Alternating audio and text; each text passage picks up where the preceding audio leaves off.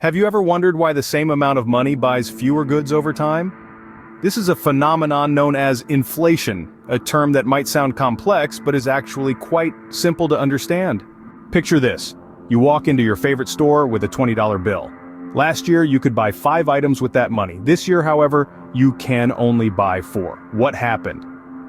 Well, that's inflation at work. It's the rate at which the general level of prices for goods and services rises, leading to a decrease in your purchasing power. Inflation can be caused by a variety of factors. One of these is increased demand for goods and services. When more people want to buy a product than there is available supply, the price tends to go up. Other causes can be cost push factors such as rising production costs, supply chain disruptions, changes in exchange rates, and monetary factors related to the money supply and central bank policies. The effects of inflation are widespread. It affects consumers, businesses, and the overall economy.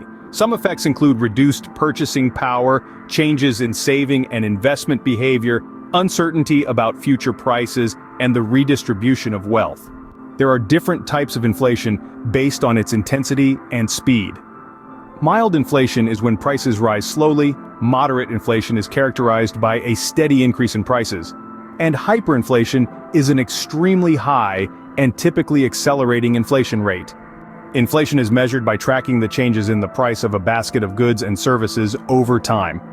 Common indices used for this purpose include the Consumer Price Index and the Producer Price Index. But what happens when prices don't go up, but instead go down? This is called deflation, which is a sustained decrease in the general price level of goods and services. While it may seem beneficial for consumers in the short term, it can have adverse effects on economic growth as individuals and businesses may delay spending and investments in anticipation of lower prices.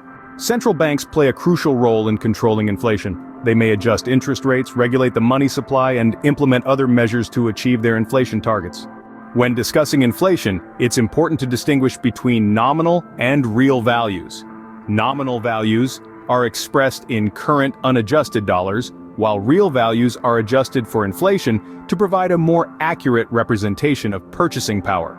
Inflation expectations also play a crucial role in economic decision-making. When individuals and businesses anticipate inflation, they may adjust their behavior, influencing spending, saving, and investment patterns. In conclusion, moderate and predictable inflation is often considered normal and even necessary for a growing economy. However, high and unpredictable inflation can create economic challenges, erode the value of money, and disrupt financial planning for individuals and businesses. Central banks aim to maintain price stability by targeting a specific inflation rate within their monetary policy frameworks. That's a quick overview of inflation. It's not just a buzzword used by economists, but a real-world concept that affects your daily life. So, the next time you notice that your dollars are buying a little less than they used to, you'll know why.